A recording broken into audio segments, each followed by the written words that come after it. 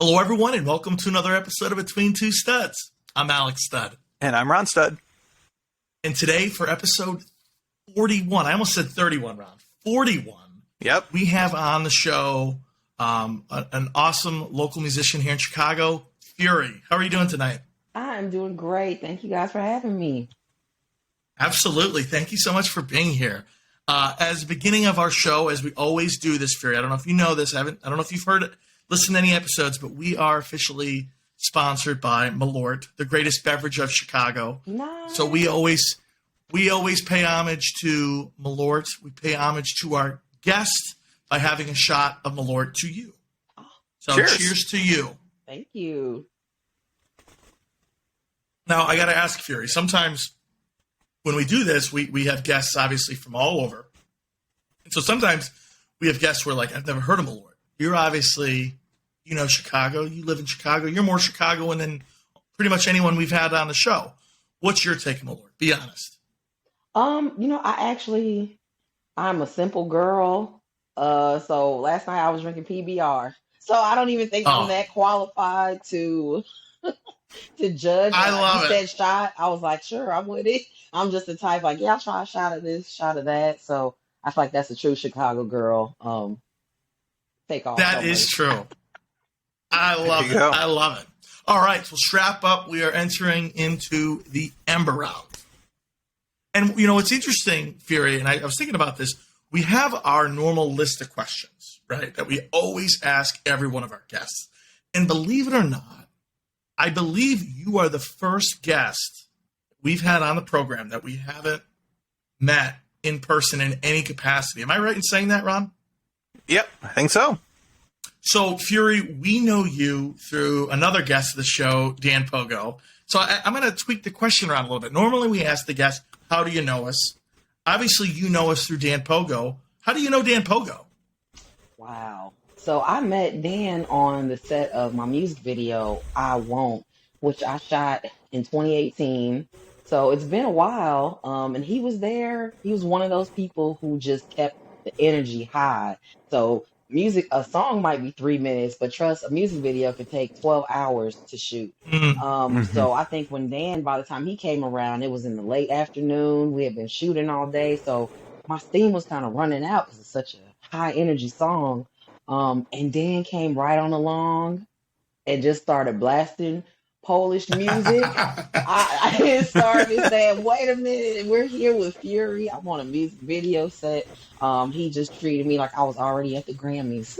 So from the jump, and that really definitely helped finish the day strong. The video was awesome, and we stayed connected. Now he actually helped me get in contact with people at Hairpin Art Center, and now I run a weekly open mic out of there. So Pogo, the name speaks for itself. Pogo has been nonstop, just support, nonstop, just love and energy, great energy. So Dan's just one of those people I'm glad came into my life because he won't stop, promoting F.U.R.Y. no matter where he is. I think there was an event at Hairpin and he sends me a picture and it's my friend Taylor from Taylor's Tacos.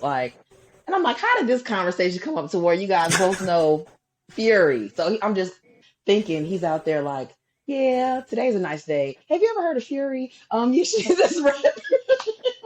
That is awesome. And he is totally the kind of guy who does that. I believe it. So that's how he is the biggest champion of everybody.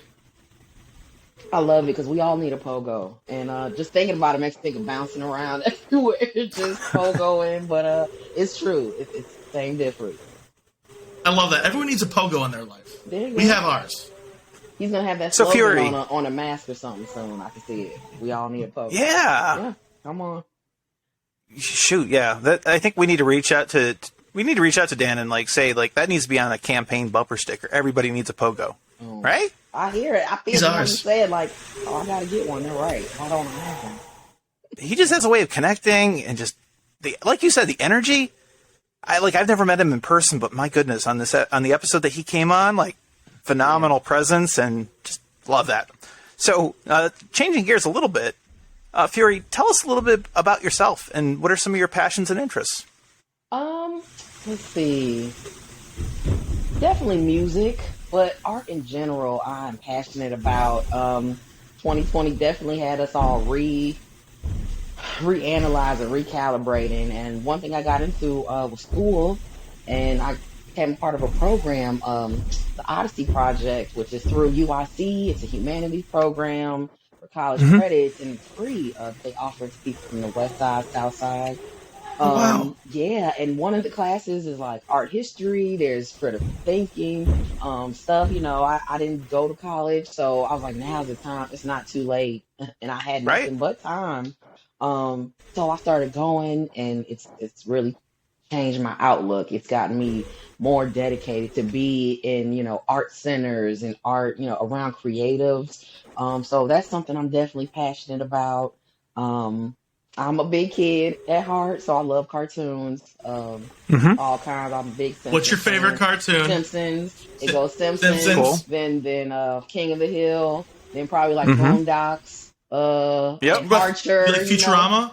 I love Futurama, love it. I think they're gonna bring it back again. They're bringing it back It's yet again. yes. So we can't let our shows go at all. We're the type we No. want shows to be around 30+ years. Like Well, especially when it's a cartoon, that's one of the cool things. Is like the show can just continue, yeah, and you're like, because I feel like you think about like a show like Married with Children, right? Like you can only go so far with the children, yeah. They but grow up. like with the Simpsons, they're not growing up, It's right? And it, forever. And it's yeah, kind of scary though, because we grew up.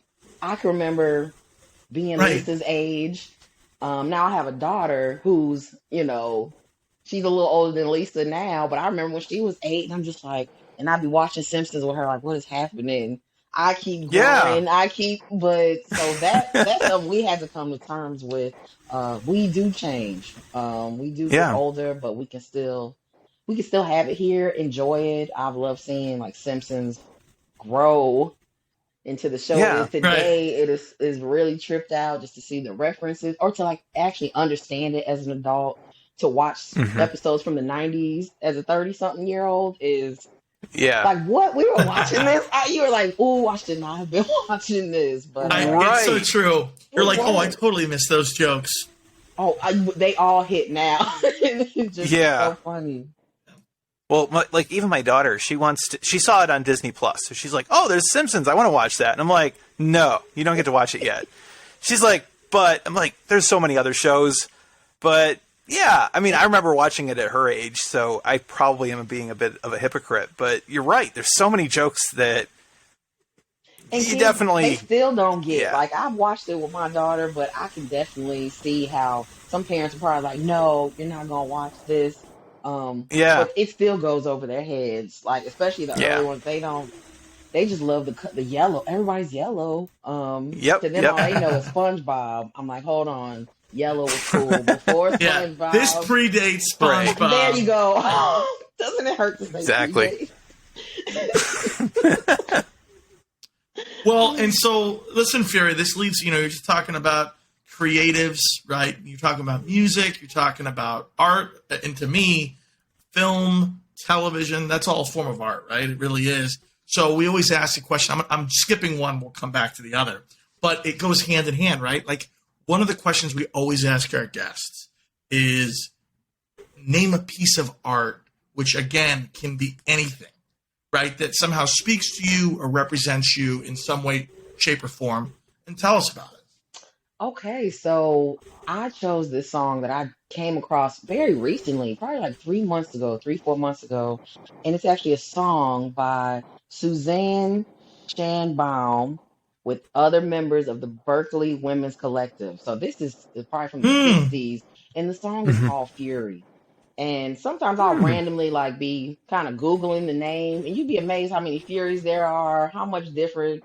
Sure. It's not a new name. It's just different Hmm. people do different things with it.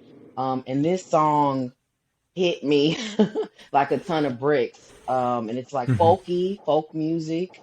Okay. But the stories it would tell, they were talking about, um, was definitely ways that I have felt throughout life. Just to be a woman, especially a Oh, black woman in a world where you kind of feel like, well, for certain this was not made for you, Hmm. and just the constant reminders are enough to make someone furious. Just what they did to women, especially women who they knew were gay. That's what the song's about, is a man misgendering me and calling me son just because I have short hair. Like, I'm a woman, but you're just trying to be condescending. Right. And it was just the words. That's when the fury, it comes over me. And that was the first time I really just felt the name so much, because it's really a feeling. Everybody expects me to be Fury when I show up, and they're like, "Oh my God, she smiles. Look at those cheeks." They're just like, "Oh, what could she be mad about?" And then they hear me rap, and they're like, "Ooh, oh, There's a okay, lot there, yeah. yeah, I should be mad too, or I should do something." Yeah. Because it comes over all of us. We all get to that point where, no way, enough is enough. I don't want to stand for this. And it is a feeling that kind of passes through you. And it's like, when you have that energy, what are you going to do with it? How are you going to make sure you're not stuck in this state of anger? Because that's something I had to learn, is that fury is not sustainable. I don't want to be mad all the time. It's not a personality trait. It's an emotion you're feeling to tell you, something needs to change. And that's when I started to become just more in tune. And I actually kind of changed my name. I would just spell just the letters, but 2020, when I had all that time to think, I actually wanted the letters to stand for something. And I chose finally understanding the real you. That's kind of what I wanted to break down to, because I just had to realize, yeah, I like doing music, but it's more than that. It's my therapy. It's an outlet in a world that's kind of just driving me crazy nonstop, even though I say, oh, no, I don't like that. Some people still press certain issues. And it's kind of a way of fighting back without fighting.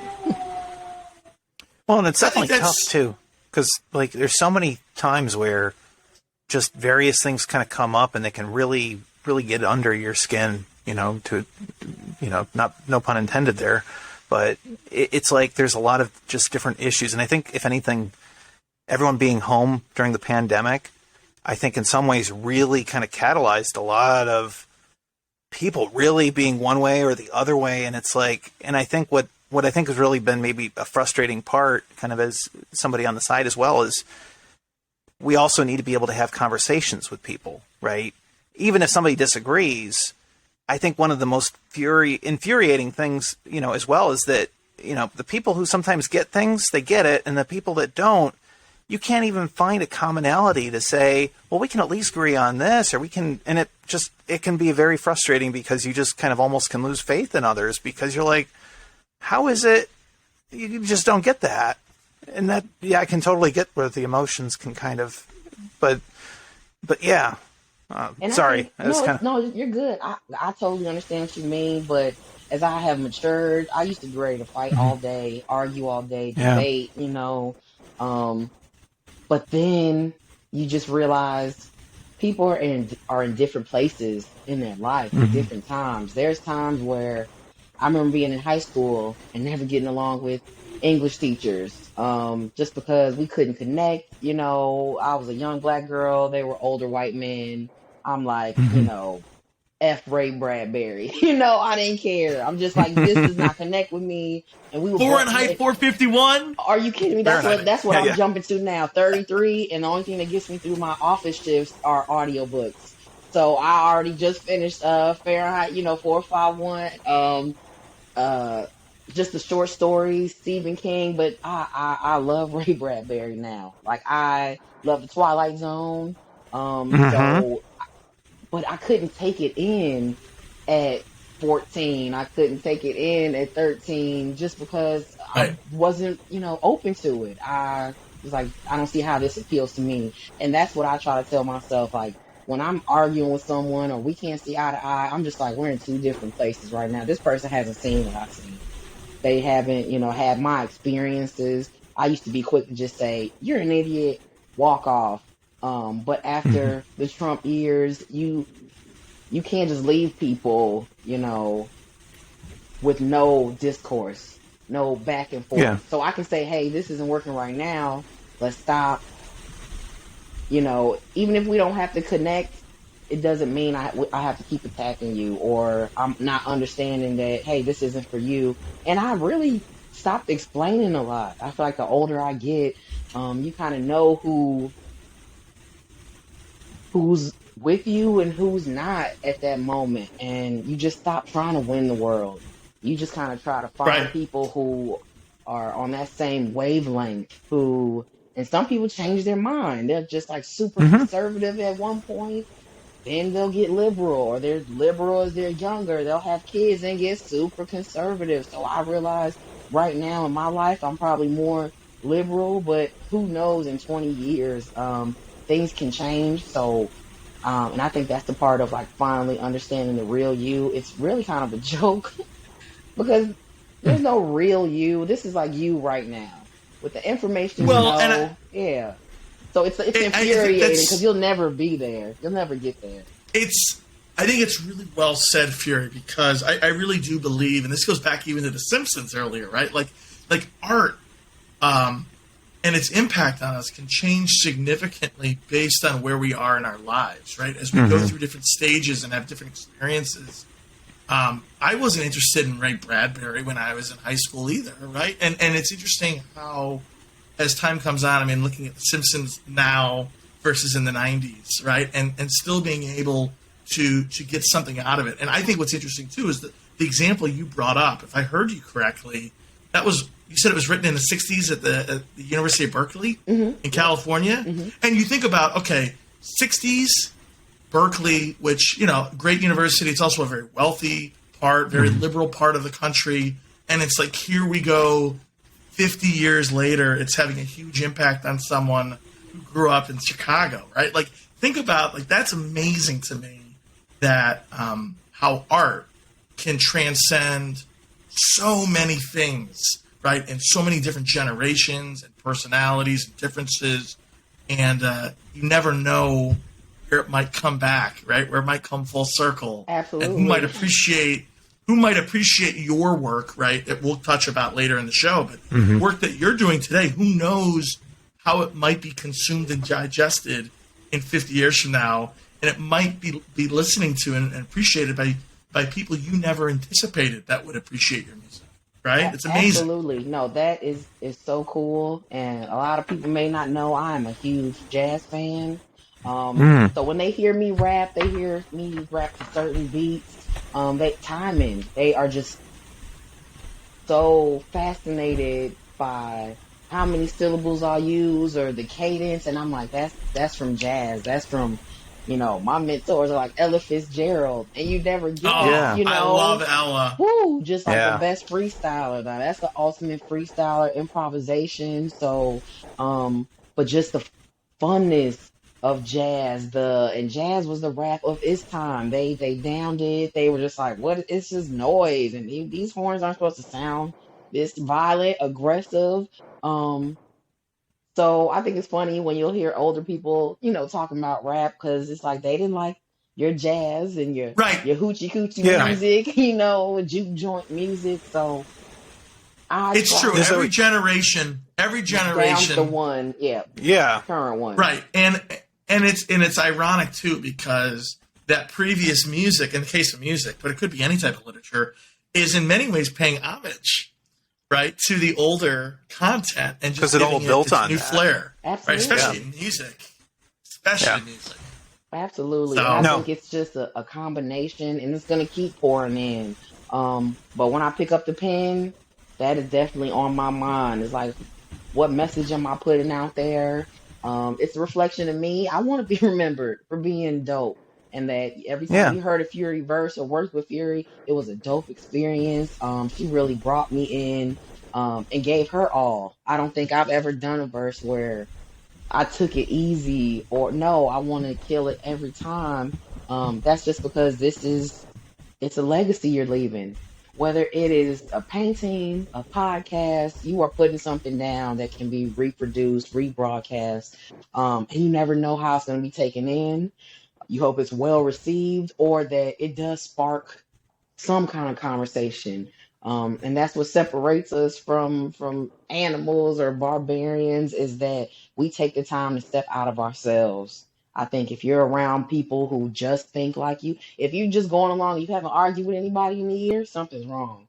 That means you are Yeah. just in just the too small circle. You need to be butting heads because you don't want to fall into this complacent, too safe space. Those are the animals you look up and they got, issues because they just been sitting around on this log all day. There was no hunt, Yeah. there was no drive, there was no, nothing really motivating them. And I think that you should push yourself into uncomfortable room situations, not necessarily dangerous, but get uncomfortable. That's what made me make huge changes in my life, is being forced or stuck in a corner and having to fight my way out. And I just don't want to get to a place where, okay, I'm comfortable, I'm safe. Now I'm just going to worry about me and no one else. I'm straight. I can't do that. Well, I don't want to do that. I so agree. And I think one of the things that I think Ron and I learned at a pretty young age is we know what our experience was like, right? We grew up in rural America, middle class. And it's like, I know that experience. Why would I want to only hang out with people from that same experience? Right. To me, what is exciting and enriching is when I meet people who had completely different experiences, completely different lives, because their perspective isn't different than mine, and we can learn from one another. And that doesn't mean we have to agree on everything, but at least there's an understanding, being able to come to the same table and say, I might disagree, but I understand where you're coming from. Absolutely. Even and I think we need to be less agreeable. I feel like we're getting to a scary point. Trump is one extreme, but there are like other extremes to where you're just accepting everything because you don't want to offend anyone. You just don't want to speak up because you don't want to, seem offensive. But that's another way that things can get to a dangerous level of, just no discernment at all. We don't want to get to that either. I want people to be able to express themselves either way, what they feel, whether it's liberal or conservative, because that's the only way we're going to keep things from getting too crazy. If we're just walking on eggshells all the time, I don't see how we can really build foundations to change all the crap we're fighting against. Like, we're going to have to get messy. That is the only way. I don't know any clean revolutions. I've been watching them but PBS for the last 2 years, and they're all dirty. They're all nasty. They're all messy and ugly. But something beautiful comes from that battle, from that struggle, and that is the ultimate goal, is to make sure our kids struggle less. And it seems like it's more of a subconscious underground struggle. It's not in your face. It's just this kind of feeling where you're like, oh man, that was weird. Why do I feel weird after that interaction?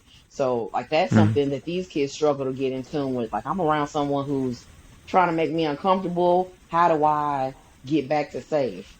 And these kids are very in tune with that. They know when something's wrong, and they're quick to say, hold on, wait a minute. And we, joke sometimes. That's because people my age, we didn't really get a chance to. We were like right at the border, when stuff started changing. So our parents are still from the 50s and 60s, but now these kids, their parents are from the 80s and 90s. So it's like very different. But I'm young enough to where I was able to change. I saw these changes happen in real time. So it wasn't hard for me to start saying, pronouns and just learn all this new society stuff that needed to happen, that were driving people crazy for centuries because they couldn't express themselves, or they weren't feeling like what they looked like on the outside.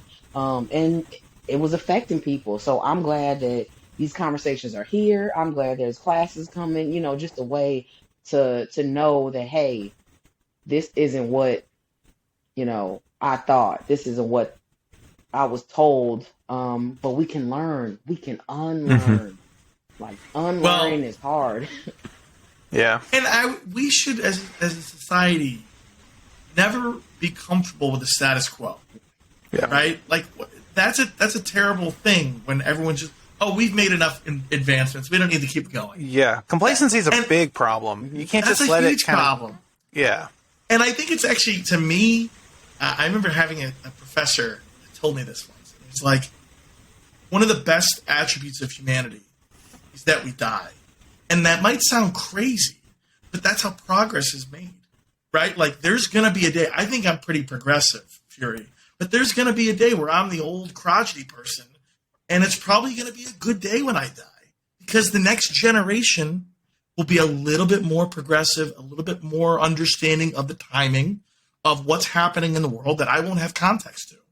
And so I think one of the, sounds terrible, it sounds morbid, but one of the ways that humanity advances is that people come in, you're in power, right? You're a leader for a certain amount of time, and then you get out of the way. You let the next group come in.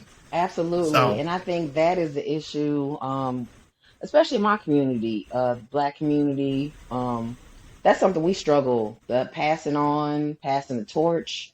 That's something we have definitely had issues with. Politicians who have been in place 50 years, we're not saying that they didn't do great things, but clearly you don't want to admit that you're out of touch. You don't want to admit that, I've started doing community work since 2020, and I've spoken with leaders on the West Side who will admit, I'm tainted, or I don't see what you guys see. And that's because they may have been screwed over. They may have saw progress coming so close, and then people pull out. People, back. It's they've been lied to too many times. They see us like fresh, new, really thinking we're gonna do something, and that's probably what they sounded like in the '60s. right. Yeah, and one of the books I read, since the pandemic was a book called Meridian by Alice Walker. She's the writer of The Color Purple. But she writes a book called Meridian, and it's about the ugly side of the struggle. I feel like so many people have romanticized the civil rights movement. They don't talk about, or even the Black Panther movement, Black Power. They don't talk about the aftermath. They don't talk about, how these movements were broken apart, how people were broken down. They were killed. They were, lost family members. So it went from just the 70s, super soul Black. Next, the 80s is super conservative, and you just got, it's more corporate. It's more, it got kind of cheesy. If you watch, the big, it goes from super militant to everybody's just snapping and just had thumbs up, and they're jazzercising or whatever they're doing with the Suzanne Summers, Yes, right. Nobody was rocking out, funking out. It was easy listening and jazzercise. But and they don't talk. And this book Meridian talked about a woman who really didn't. She didn't let herself get too swept up in these movements. Like, she was around people who were Panthers, who were extremists. She was in college, and people were coming up to her like, Meridian, are you down for the cause? Are you gonna have these Molotov cocktails? Are you gonna set these fires? Are you gonna help us, kill our enemies? And she's like, hell no. No, I'm here to learn this system, dismantle it, but I don't want to hurt anybody. And I'm so thankful I read this book, because I feel like people do the same thing with Fury. They just hear somebody who's passionate, just firecracker. Woo! We got to get her on board. But I really don't take a lot of sides. I don't just jump into anything because of that. I would have in my 20s, but in my 30s, the more I get into reading, and especially James Baldwin. Like, I got into James Baldwin probably like 5 years ago. And he was someone who was not jumping on any bandwagons. He was someone who kind of took a back seat and watched so he could write about what's going on. And that's kind of what I wanted to make my standpoint. I don't want to be definite about anything. I'm unsure always. And it doesn't mean I don't have faith or I don't believe in anything, but you have to show me, I have to see this progression before I'm just like, yes, I stand with this. And even then, I'm still watching for changes, because things change so much, and you don't want to get so hell bent on something that you can't see. You can't see that it could be a detriment to you, to the progress you want to make, because you're so set in this way by these rules, by these doctrines, that you are really missing the whole point, and you just become an oppressor, trying to free yourself. There's something you said that really resonated with me, which is, and maybe I'm just interpreting it incorrectly. Tell me if I'm wrong. But like at the end of the day, I don't think anger is necessarily a bad thing. Fury is not a bad thing, and in fact, in some ways, it shows that you care. Absolutely, right? It shows that you really, really care. However, it's channeling that anger and that frustration in a proper way that can be constructive and not deconstructive. Absolutely. Right. And that's tough. Right. And I think that probably part of that probably comes with age too. Right. And more maturity and understanding. I'm going to fuel this frustration and anger in positive ways. Absolutely. Because like I said, I probably came up with the name Fury when I was like 19, 20. So it's like 13, 14 years ago. And really it was because of the way I rapped. I'm just like, man, you sound mad. You sound, whoo. What's your problem? So it was nice. It was catchy. I like the sound of it. But, I would look up the word. And the more I get into the definition of it, there's wrath. Wrath is like, I'm burning everything down. I don't care who did what. Everything has to go. Destroy it all. Fury is more focused. Fury is channeled. Yeah, I'm mad, but I already know where this is going. I know who I'm coming for. And to me, that is like major because, like I said, the bigger a fire burns, it's going to blaze out quick and just be burnt out. And I didn't want to just be a pile of ashes. I know what fuels me. I know what drains me. And I know how to keep this cycle going. I know when it's time to like take a break, rest, relax, go chill with friends. I know when it's time to hit the studio. I know when it's time to watch the news. I know when it's time to turn the news off. And I think that's something that my generation has really gotten good at because it can get overwhelming. All this information coming, it's going to make you frustrated to where you do kind of explode.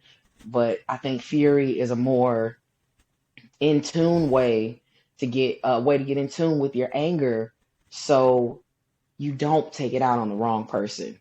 So when you know it's fury, just know it's focused energy. Just know I put a lot of thought into this. What is making me mad? When do I get mad? Is it when this person comes around? Why did they say that? And part of it's anxiety. We act like anger and anxiety aren't connected as well. Like all these emotions are passion and they're just going through you through different avenues. So it's about how are you going to get in tune or change your environment so you're not feeling this way. So when something does throw you off, it's not going to totally, completely wreck your day, your week, or your month. You can get back to that, restart and calmness instantly because you're like, oh, you know what? Or clearly they're going through something. Let me not take that to heart. But you definitely have to grow into that state of mind too. So speaking of calmness and state of mind, and clearly changing topics a little bit, what are you drinking tonight? It was funny. I was going to go with a different segue. I was going to say, speaking of what fuels you. I mean... So we were going two different angles. Ron and I we've clearly done enough episodes. We've clearly done enough episodes that it's like, how do we wordsmith this to get to the next question? We'll get it there. So, I said, what fuels you? Anyway, what are you currently imbibing on? Oh, I have Crown Royal peach tea. So I got put onto these like 2 years ago. It was my girl's birthday. Yeah. And we just went into a random liquor store. They had these on display. I'm like, okay.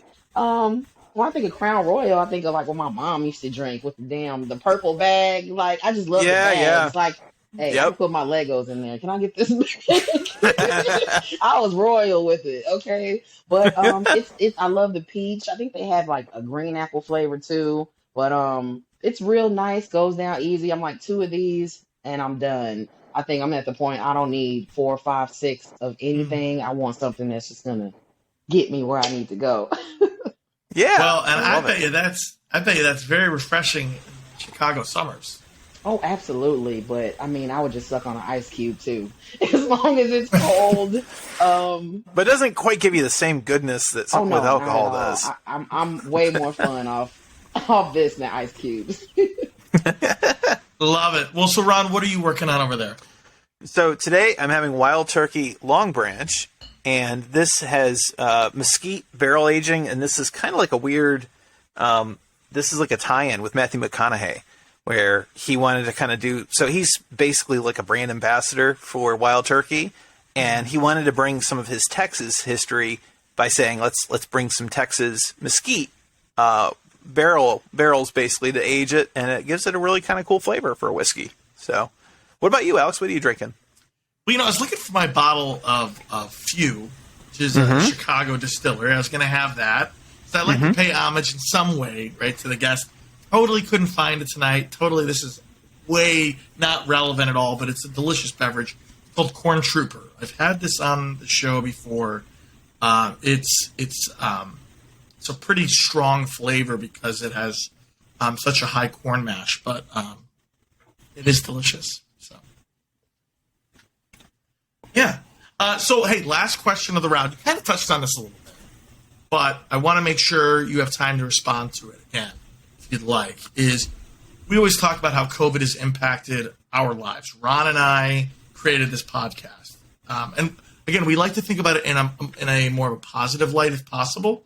Right, something that COVID, as horrible as it has been, that has maybe given you new perspective, new thoughts, or maybe a new passion or project. Do you want to care to comment on that? Oh, absolutely. So, with the shutdown, as an artist, everything was just stopped. Everything. So, I know a lot of people who did like 10 projects during the shutdown. I was not one of those people.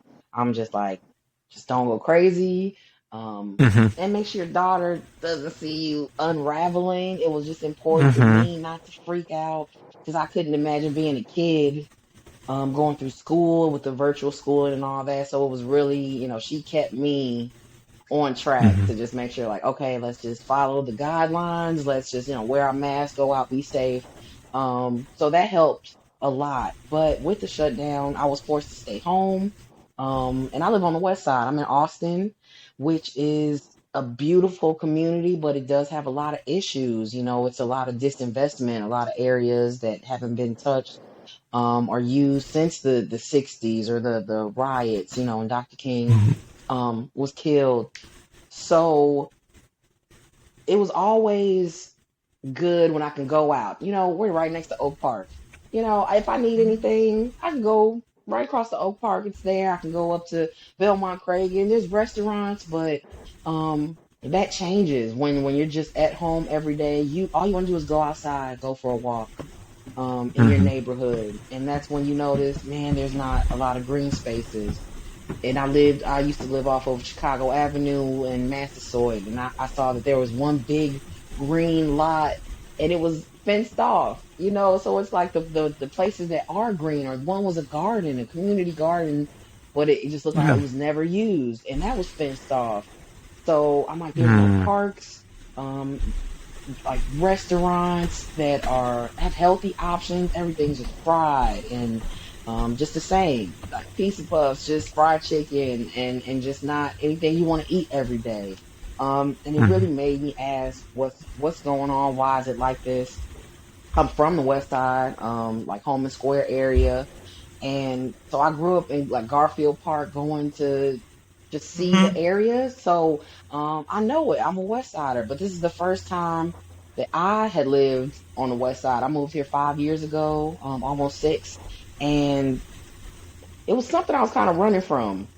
And I'm honest about that because you kind of felt by yourself. You just felt you have to know people. You have to know where you're going. And I didn't have those ties anymore. Like my family wasn't there. A lot of them moved out south or, passed away. And it was something I was kind of running from until the economy landed me here anyway. And I did it because I did have a few family and some support here. But I felt like I came somewhere and just disappeared. It's funny, I had the exact same landlord, And I used to live in Stone Park, which is near Melrose Park, and stores. Wow. And there's everything. I was right off Manheim, Wow. North Avenue. Everything is over there. Everything is accessible. And he's like, yeah, I have two West Side buildings. Either you can go to Garfield Park or you can go to Austin. And I was just like, I'm not going to Garfield Park because I was like, I just knew about it. And I'm like, well, Austin's right here. It's close to my daughter's school she was already going to. That's perfect. So it wasn't until 2020 happened that I'm noticing, oh, my apartment's not great. It's really bad, or the tub's peeling. And I noticed my landlord was not here every day. In my Stone Park apartment, his office was there, so I can go across the parking lot and say, oh, this is wrong. He's over that day or the next day.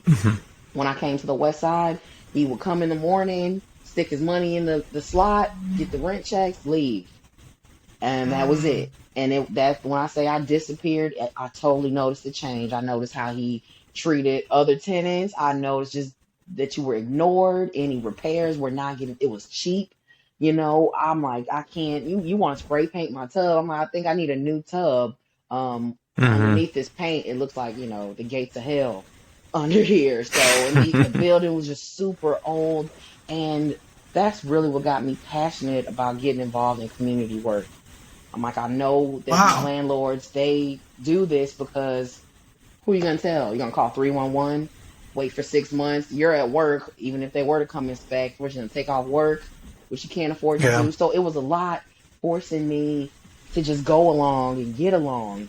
2020 changed. People were getting unemployment. I made more unemployment than from working. I had time now to just be at home, and all the meetings were virtual. So if I wanted to see an alderman meeting or just any kind of meeting, I can just Zoom or be a part of it and find out what's going on. And that's kind of when everything opened up, and I started looking for networking opportunities. I reached out to Austin Chamber of Commerce and AAA, BNA, just all the organizations that came up saying, hey, we're stakeholders, we're coming up with a plan. But it wasn't easy. There was a lot of, who is she? F.U.R.Y. Oh, a little rapper. Just that kind of mentality. Like, who are you and what can you do? Which was like, ouch.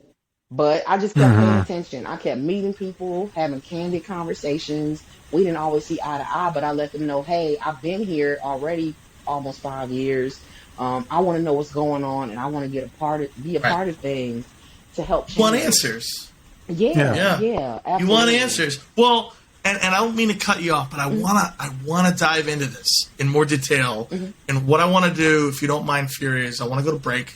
Okay, sure. When we come back, we want to talk about your music career, but then all that you've been doing with community activism, which seems like it all kind of in some ways was influenced by that 2020 year. Absolutely. So what we're going to do, we're going to come back and we're going to get into all that. So we'll be right back, everybody. That's awesome. Yeah. We stopped. Trying to edit this out. Okay. Yeah. And Alex and I are back after a wonderful little mid-season hiatus. And we really are excited for what we have for the rest of the season for you all. And we're really also just very happy to continue to have our sponsorship with Malort. And we're also really just thankful to have you as a listener. So thank you again for listening to our show. And feel free to let your friends know about it. Thank you so much. And with that, we'll get right back into this episode.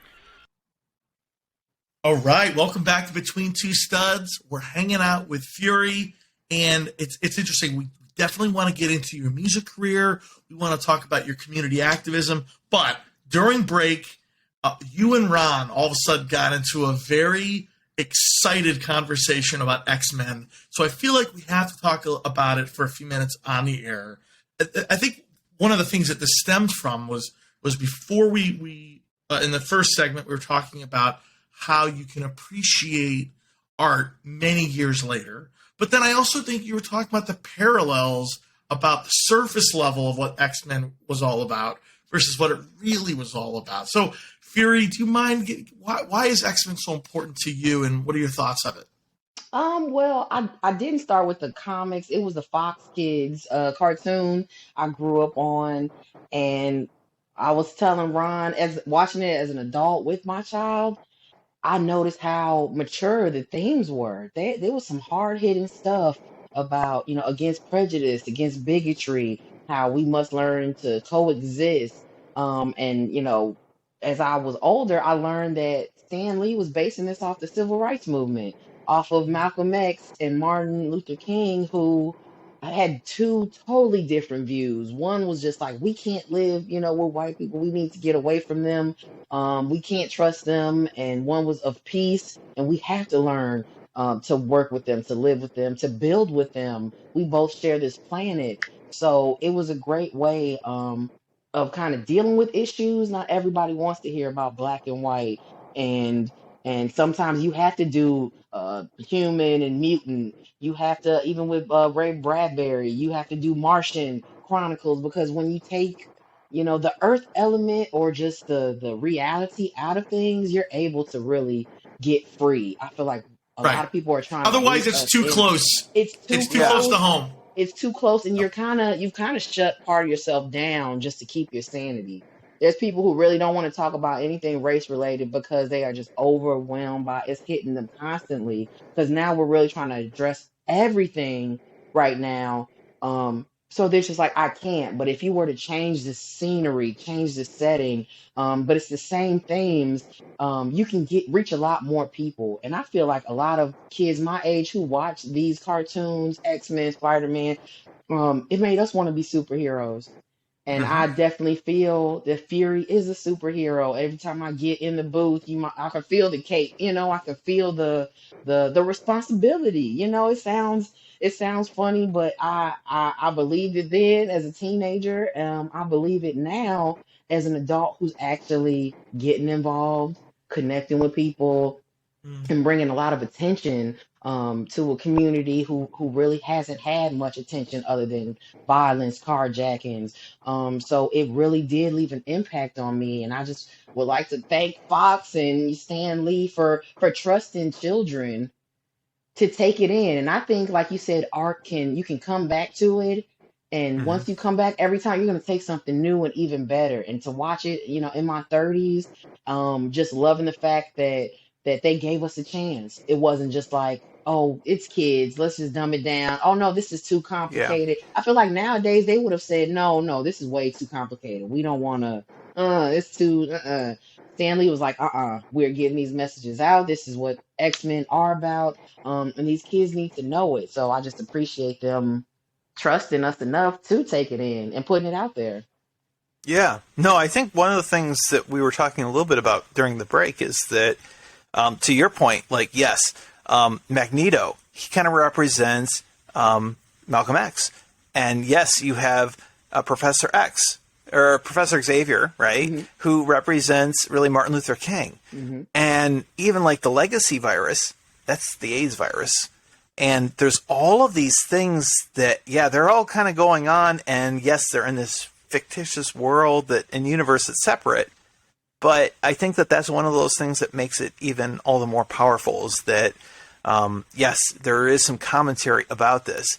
And when you kind of remove a lot of the understandings that we have today, and you just say, hey, if you were to think about this example in a separate universe where you have people who are mistreated because of the way that they're born, or because of a disease that affected them, right?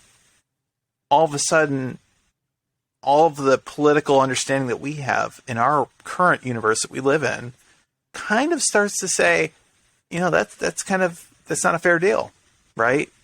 And I think that was kind of the cool part about the way that they presented it on that show. Well, that even an 8-year-old, right? An 8-year-old could watch that show and say, yeah, those are injustices. Yeah. Those are things that aren't right. I don't want to be the bad guy. You know who the bad guy is. It's the one that's not even trying to hear your side. It's just they're trying to capture you, keep you separated, keep you under lock and key, chained in some way, and not letting you be free to roam around. And I definitely think kids, even today, they're smart. They're even smarter than us. They can use smartphones at 1 and 2. They know they have to be faster and quicker. And it's some stuff that we know that doesn't make sense to them, but it's just because they have to learn so much faster. We do too, because all this technology, it keeps coming, and some parts of it is making us more connected. You know, we can talk, but it's also everybody. It's so instant. There's something you might Yeah. tweet. You need to say, just wait, come down off Right, whatever, right. you're on, and just think before you put that out there. Because once you post, it's hard to take that back. And I think that's something we're becoming more mindful of. People are losing their jobs, they're losing credibility, just from having instant access to the world, and the world being able to know what's on your mind. It's like you might be feeling this, but you may not mean this. It's just something you're saying because you're mad, you're angry. And so I think that's something we need to learn too, is to tweet responsibly. And just make sure you're Right. not trying to like hurt anybody with this thought. You can express yourself, but I think we can tell who is out here just trying to keep up with the status quo. And I think seeing things like X-Men, like I said, that made me want to get involved. Like I'm powerful. And it's crazy how cartoons can make you feel like that, but it always felt like they were the ones telling us the truth. Like, no, you are somebody, you are capable of great things. One person can change the world. They have. So I just love the fact that fantasy really helps us challenge reality, and reality should always be challenged. Yeah. Well, and kind of with that, right? Like your creative spirit is able to be channeled through your music. And I definitely want to get into your music career. Can you kind of explain this? You already talked to us about the acronym, right, of F.U.R.Y, finally understanding the real you. But can you talk about your music career, how you sort of got into it? I know you're very involved with the Chicago music scene, and I think it'd be really interesting for anyone listening, especially anyone who has aspirational dreams themselves of music. Yeah. So I started writing when I was 13. So it's been a good 20 years of me just putting pen to paper. High school talent shows. I think it wasn't until I was 19 that I was like, maybe I can do this. I heard myself changing. Like, I would never let y'all hear my middle school raps. You're not gonna hear the high school rap. It's embarrassing. Okay. It's lock and key. Ooh, it's so embarrassing. But I don't know. At some point, I just got more in the zone, and that's when I was like, "Oh wow, this is something special." And I think that you need to let yourself suck for a while before you give something up. I always had energy, that high energy. The lyricism wasn't always there, but the more I stayed at it, the more I'm like, I can do this. And what's crazy is becoming a mother. That's when I got better. That's when I got furious. That's when I got furious. Even though you were busier, you became a better artist. Absolutely, because it felt like more skin in the game. It felt like now I have a little one. So what are you going to show her? What are you going to tell her? It embarrassed me that I really didn't know too much about the world. I was 22 when I had my daughter, and just really didn't know whether I was coming or going. It became straight survival. Okay, work, pay the bills. It was a struggle to really find my creative lane. But going out to open mics, that was another thing that helped me to gain my confidence. Finding a musical community. The people I met 7-8 years ago doing the open mic, my guy Bowley Blaze, he was the one that let me bring back Lyrics and Libations, and that's the open mic we do weekly at Hairpin. And it really has opened another door for me because it gave me that confidence back. Pandemic knocked me down, took so much energy from me to where it felt like I was starting over. Like, how do I get back to doing shows? How do I get back in the studio, back to where I know I can be a top competitor, a top, artist. And the best thing I love about the open mic is that so many people come in and they are like, I haven't performed in 2 years. Or, it's been a while. I don't know if I can still do it. Or they're first timers. We got young people coming in 20, 21, 22 who are really trying to get in the game and they just want to be in a welcoming atmosphere. So as an artist, personally, I think about my struggles as a young artist where I never really had a mentor. I never really knew how to navigate. The Chicago music scene is unlike any other. It's very segmented to where either you know or you don't know. And it's hard to get in the know. It's hard to really break into anywhere. There's a lot of gatekeeping. And a lot of artists leave Chicago because of that. They go to LA, they go to Atlanta, go to New York. And I knew I couldn't do that. I knew I couldn't just up and leave. I, had a daughter, have roots here. I needed that support just to help me. So I'm just like, how can I make this happen here? And with 2020, with the pandemic, I really chose to focus on community, whether it's a creative community, whether it's getting involved locally, civically, spreading information about programs just to help people who are going through tough times. So this is like a brand new F.U.R.Y. It's like my music is very socially conscious, but I have never really been in social, movements at all, which kind of made me scratch my head too. I'm like, why aren't you a part of anything? Why? And I'm like, I don't even know where to get in.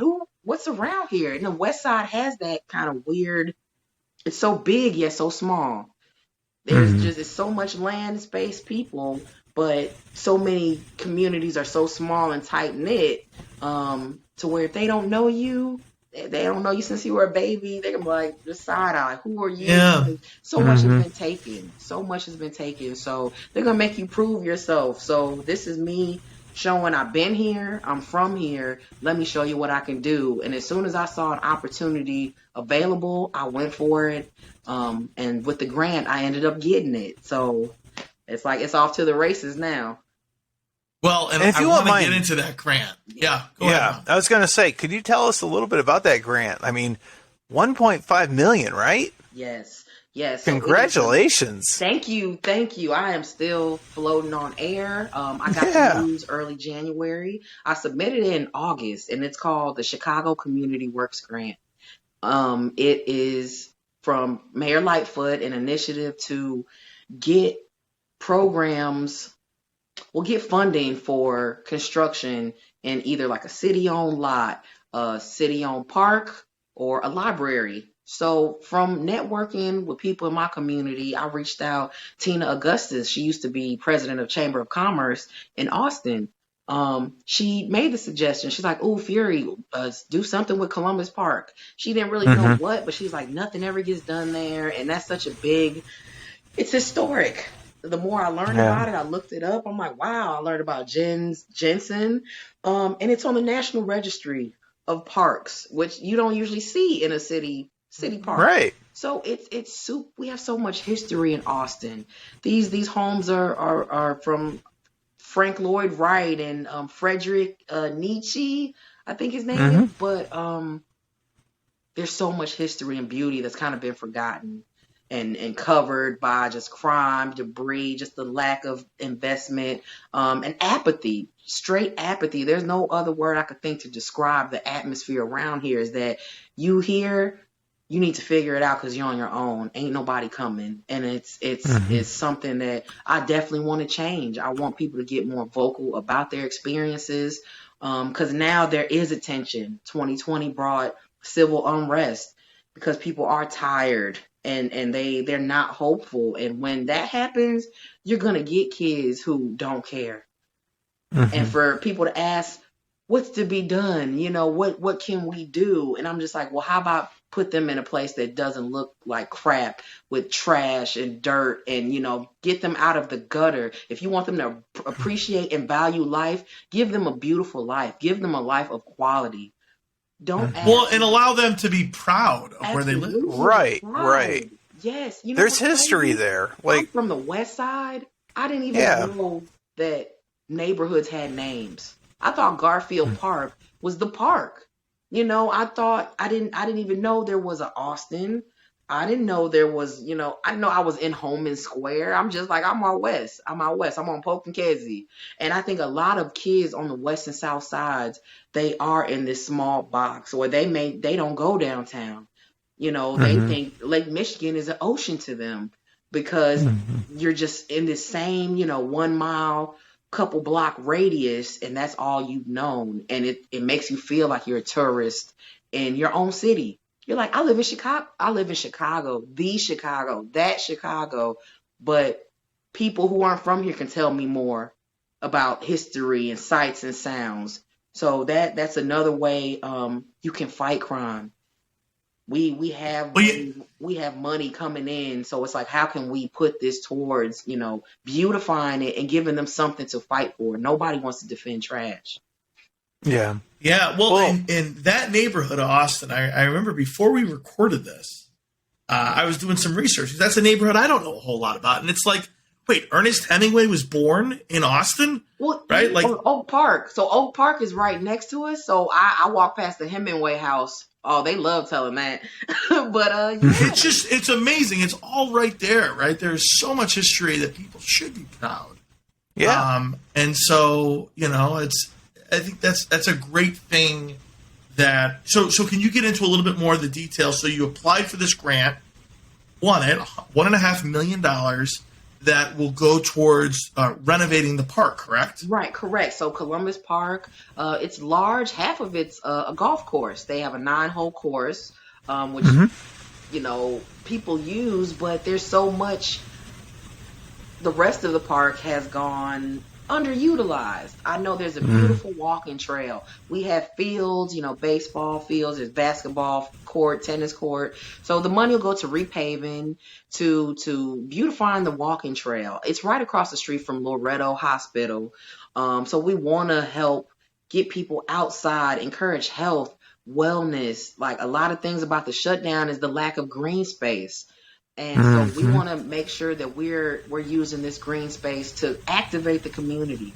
We know people use it for family reunions, and we want more of that. We want festivals, concerts.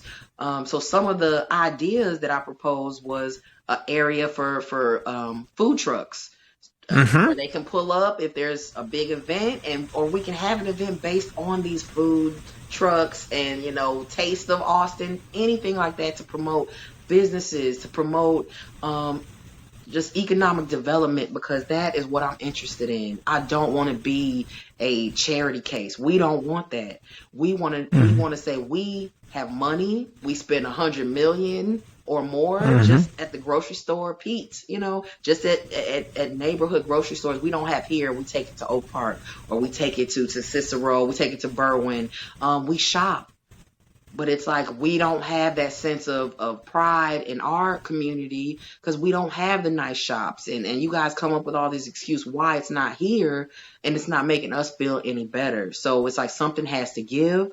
If we have a place where we can have businesses come, if you got a food truck and you're here and you do 2,000, 3,000 at an event, you're going to say, I need to open a store in Austin.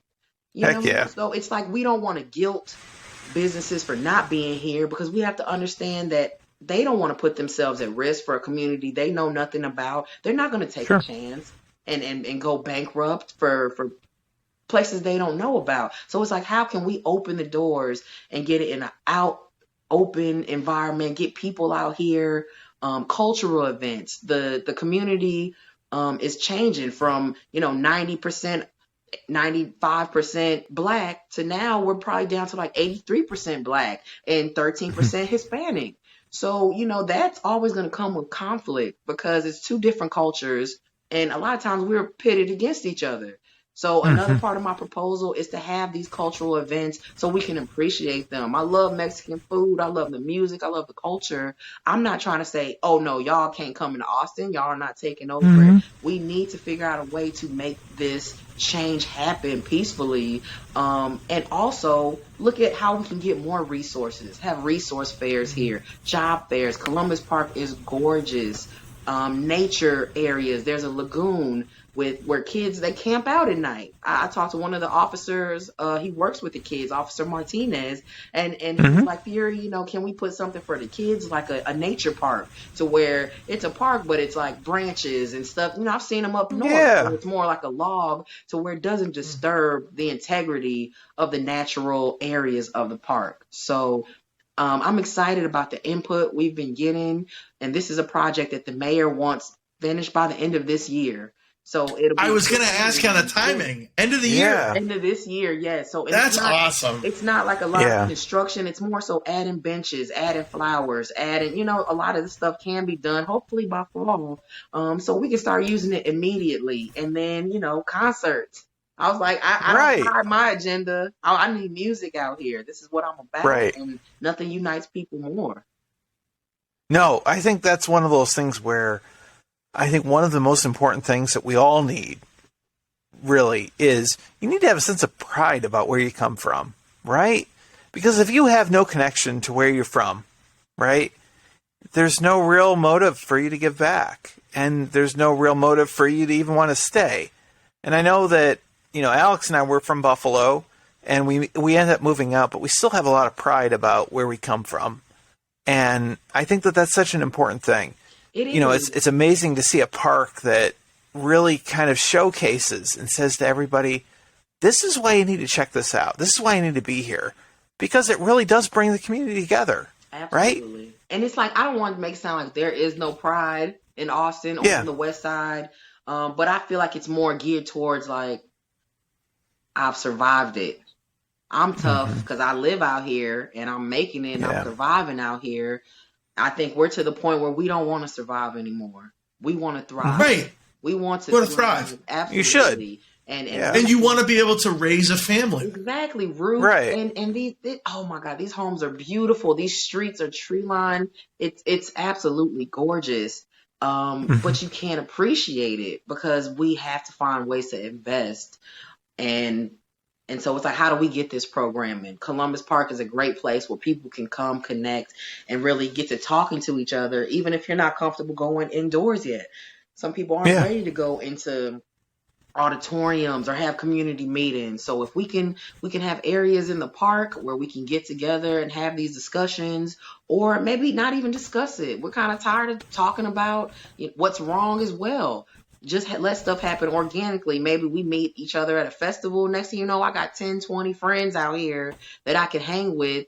Now we can build. I feel like another part of community work that's very annoying is that they just expect you to come together because we're all Black or because we're all on the West Side. And that is something that we need to change. We're not a monolith. We are different. We're diverse. And we need to find ways to highlight all Blackness, all different, from the conservative to the liberal, queer, all that, because there's no real, it's really just like churches and nonprofits. But it's just like, where's the LGBT scene? Where is the queer scene? Where are the artists? Where are the musicians? And the current ones, who is taking over when all these older people are gone? And that's a question that has not been answered. And they don't like when you ask the question because it puts a mirror to them. Like, who have you mentored? Right. Who have you tried to hand the torch down? I don't do this for your own monument and your own legacy, because legacy is something that has to flow. To me, it's not just you and your statue or mausoleum. Right. No, it's like, what did you show people and what systems did you create? Just exponential. Don't keep it just with you and your small circle. Well, and to call back to Alex's comment about his professor earlier, about how, we all do have a finite time span. We all do pass on. Part of that, too, is kind of finding the people, finding the way to connect with younger generations to say, hey, I've moved this point, but we still need to move forward. How do we do that? Because any one of us could die at any point. I hope none of us do, but it could happen. And part of that is also about thinking, what legacy do we leave to others? And how do we move forward? And when you think about what you've done, Fury, I don't want to make you blush, but you think about the $1.5 million and this open mic that you do on Wednesdays where you're able to bring in, you talked about it earlier, right? These 20, 21, 22-year-old kids who may not have the support otherwise, and definitely not the support that you had, right? And maybe you can help mentor them and help them grow. So I think that's incredible that you're doing. And I do want to pivot, though, because I know we're wrapping up towards the end of the show, and I understand that you recently got back into the studio. And I do want to talk about that because that must be super exciting. You've probably, in your mind, on pen and paper, as you talked about, you've been coming up with all new concepts and ideas, and now you're going back into the studio and working on it. Talk to us about that. Oh, absolutely. So this new project is going to be called F.U.R.Y Revolution. I'm like, what else are you going to call it? Like, it just feels like something big is coming on. And it's also going to come with a documentary of. Oh, cool. I started shooting it. Yeah, I started shooting it last year with my friend Grace Basula. She's actually, a friend of Pogo. She's the one that introduced us. It was the video shoot I was on with her. So small world. And what's crazy is we started shooting it last year, probably in March. And it's just me sitting, getting interviewed when I got started doing community work. And I didn't know what was going to happen. So our last time really sitting and talking was about, 8 or 9 months ago. And now we get to fast forward here, which is going to be so cool to shoot. She's just going to be like, F.U.R.Y, don't scream. I'm going to be so excited because I can remember being like, what are you doing? Why are you putting yourself out here? I am very shy, believe it or not. I hate rejection. I hate being ignored. And you get all of that. When you're new on a scene anywhere, people are just like, who are you? Who is she? But especially in the West Side community, it's very, very, very guarded, segmented. But I've always come like, you know what? Screw it. You're going to know me. You're going to know who I am. I'm invested in this community. My kid goes to school here. I am ready to be active, and I have a lot to bring with me. It's not just music. It's an energy that is letting you know we won't tolerate just anything. So, and that's not just for Black people. Any friend I'm around or that knows me knows I will protect them. I'm a protector and a defender. And I just want people to know I'm not here to fight you. I'm here to fight this system that makes you want to fight me or makes everything new to you a threat.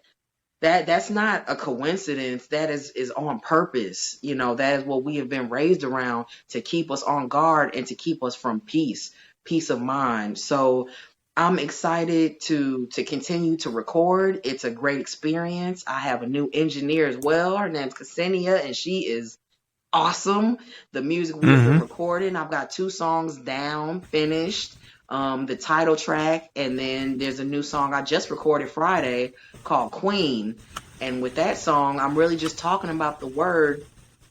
Sometimes people say queen to you. They'll be like, hi, queen. How you doing, queen? And it kind of it sounds like you might as well call me bitch because I can hear the tone. It's like it's kind of like it's condescending. Sometimes they say queen and they don't really respect you. They're just it's like passive aggressive.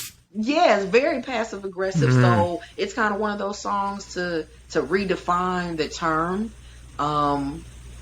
2020, I got into RuPaul's Drag Race. Heavy. Heck yeah. And I watched 12 seasons in like 3 months. And there's a 12 seasons? Yes. That's insane. I love it. And I'm like, I can't believe I wasn't watching this. Between RuPaul and Beyonce and Megan Thee Stallion, I knew I was going to be okay. Like, they did all their projects. Oh, I can't forget Lil Nas X, too. Gave me life to where, oh, my goodness, I just had a new awakening. And so I'm excited to get in the studio and just show, I don't even want to say a new me, but I'm definitely evolving. I'm definitely, less of a purist. I used to be just like, oh, this is real hip hop. No, this is real hip. I don't do that anymore. Who am I to say what's real? If you feel it, it's real.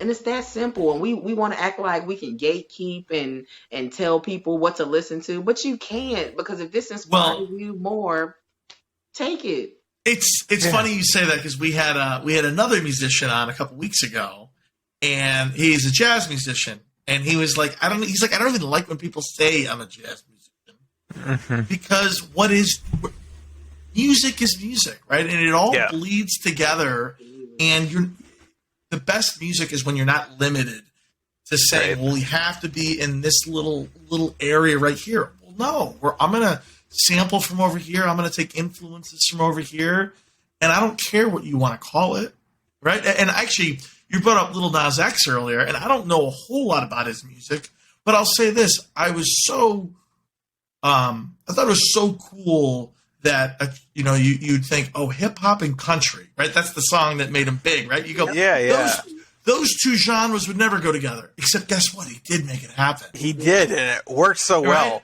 And there's so many remixes too. Yeah, and I'm like, we need more of that. Like, I need we do. Remix of like classic and like polka or whatever. Whatever. I don't care, right? Like, it's a fine line, because I remember like Nelly had this song with like Toby Keith or Keith Urban, one of the Keiths, and I was like, oh no, it was so, because it's all in my head, like that song, and I was like, I did not like that song, and I just felt like, I feel like here they go again, just mixing everything. But I got a kid, so I had to hear Old Town Road. Kids loved it. Yeah. And it's like, I love it. Yeah, it was so fun. It's so good, though. You love seeing their excitement. But what I love even more is his growth and development. His last project was incredible. It was everything I've been looking for in rap, from a masculine yet queer view. This is something totally new. Like, we have gay rappers now. It was isn't it amazing? Around before. It's awesome.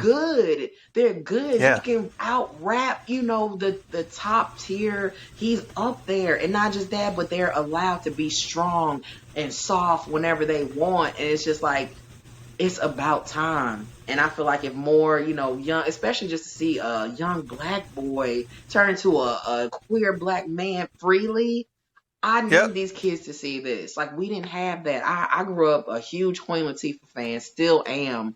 But like, she's been private about her personal life. It was never out. She would talk about it in interviews. When they would ask questions, she kind of steered away from it. So, but like, we all knew, but it kind of made, us not talk about it. Oh, that's my personal life. Oh, let's stick to the music, focus on the music. And I'm glad that artists don't have to do that anymore. I'm glad that they're allowed to be more open, because that's what music should do. It should provide representation. And I love how there's more of a connection to artists and their fans. You can talk to somebody on Twitter. You look up and they just retweeted you, or, they're more accessible to where they know what you're thinking. You know what they're thinking. So I love that as well. And just this new music will give people to see another side of me that you haven't seen. My last project came out in 2018. So that's 4 years ago. And that's why I'm excited. It's like starting over again, falling back in love with why you got into this, and it was making these connections, and I could do so much more as F.U.R.Y. I can, and I'm not just rap. I'm not just a rapper, because if you hear all my music, you hear rock, you hear jazz. There's a little bit of everything in there. Everything. Yeah. And what helped was getting the band. I started playing with a live band in 2017, and ever since then I have been booked in just different venues, places that don't typically have rappers, Yeah. But they hear me, they see the band, and it just really opened a new world to me, to where, okay, now you want me, now I'm bringing the rest of my rap friends, because just know where we're coming. So I'm going to get in the door, but I'm going to leave it open, because you guys are missing out. You're missing out thinking like rap is just, it's going to bring a violent crowd, all that. No, you're missing out. No. It is America's #1 export. It's the only thing we do make. It's incredibly inclusive of so many things. Yes. Well, speaking of that, I want to talk to you about I Won't, right?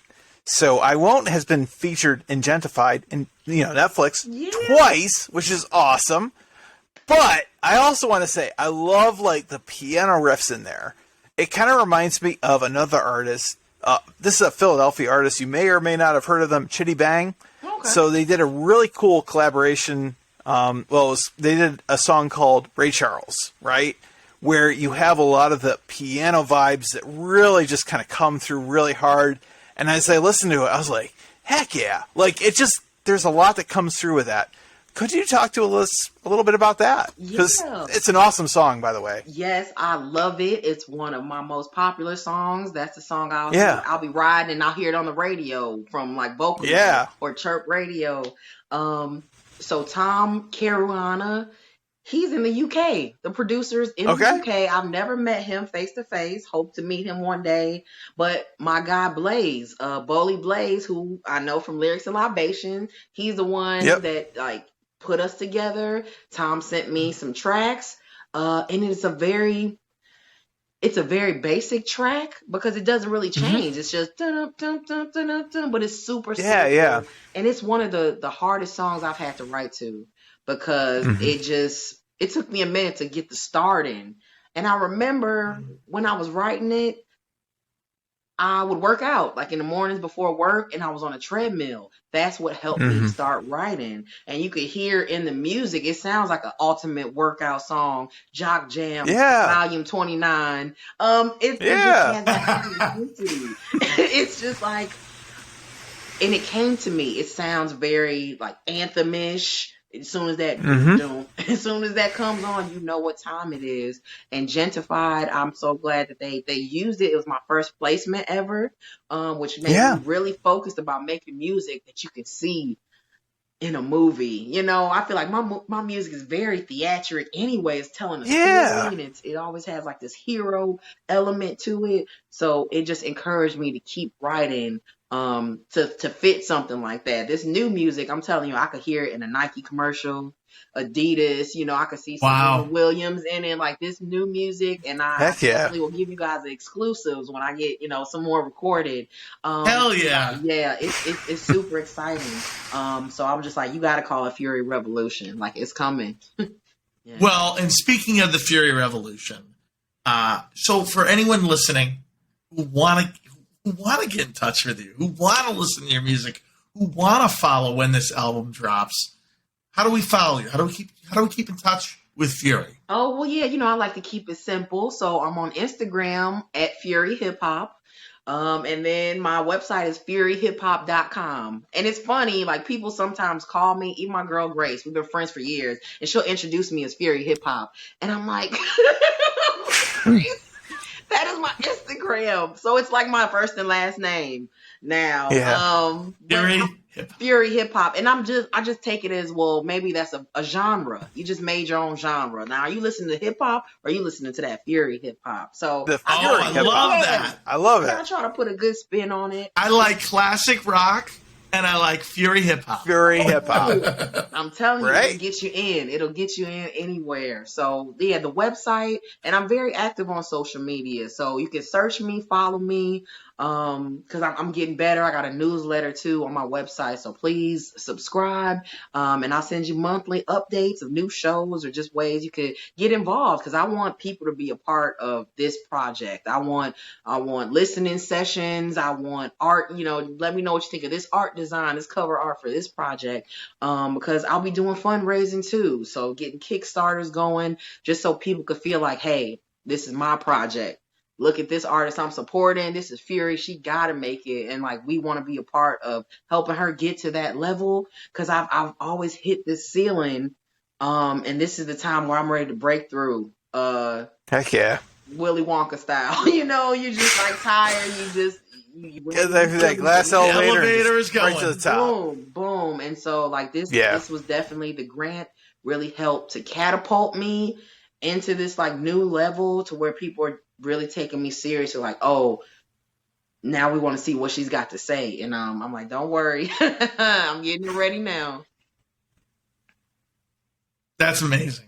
Well, so we will obviously post all of your links on our page, and we're so excited for all that you're working on. Again, F.U.R.Y, thank you so much for being on the show, and we can't wait to have you back on once your episode drops once your album drops, and we definitely can't wait to talk more with you after the park is completed as well. Oh, awesome! I'd love to come back and give an update. Yeah, I have more That'd be drinks great. too, so I have a whole bar behind me. Heck yeah. Perfect. All right. Well, thank with you that, so much. Thank you again, and until next time, that's Between Two Studs. Thank you, guys. Thank you.